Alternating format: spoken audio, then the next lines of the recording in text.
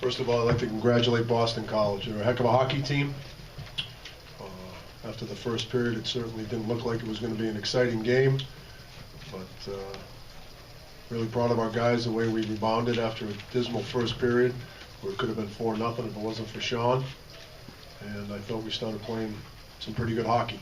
And it was certainly an exciting game for everybody in the stands. And in the last two periods, it was a competitive hockey game. I think that's what people expect when they see BU and BC play. Up and down action. Both teams had great chances in the second and third. They certainly had a majority of the chances in the first, and we felt very fortunate to get out 0-0 after one. And unfortunately, it just takes one play to win it, and they made the play when they had to.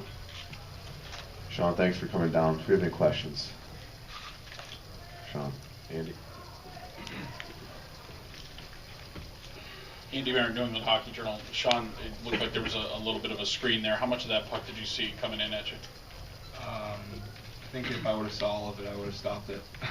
But he made a great shot. I mean, he shot crossbody, post in. I mean, that's a pro level shot. I think kudos to him. Not really. I guess I didn't see too much of it, but I mean, I made that save 1,000 times. Like, it's just the one that has to beat me, so good for him. But anything else for Sean? Andy. Obviously, the power outage kind of throws everyone off a little bit. Did you go like all the way back into your intermission, preparation, or you kind of what'd you have to do to stay focused during that little break? I thought skating around would help, doing some crease movements, stretching. And once we went back into the dressing room, I did exactly what I would do in an intermission. So I think it was good, kind of good for us halfway through the period to kind of regroup and get back into the dressing room. Gave us a little break and maybe a little bit of time to focus on what we can do a little better. If there's no other questions for Sean, we'll let him go back to the locker room. Thanks for coming down. Good luck the rest of the way. Questions for Coach Quinn?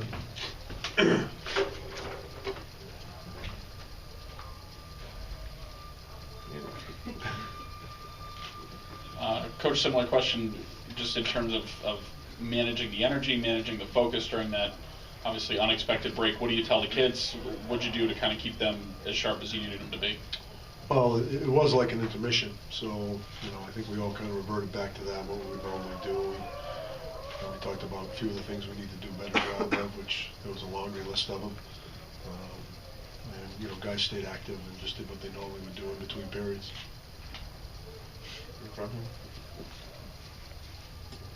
Sarah Fitzpatrick, Daily Free Press. Especially in that first period, what do you think was going wrong with your defense that put Sean in that position in the first place?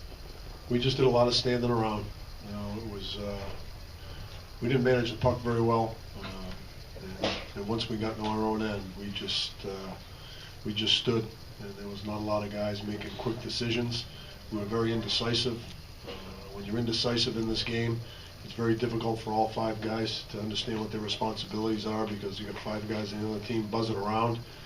And then I thought in the second and third period we did a much better job of being decisive and just making a decision and doing it with conviction, and that made everybody else's job easier, and that's why you saw the dramatic drop in shots and scoring chances, and made it a hockey game.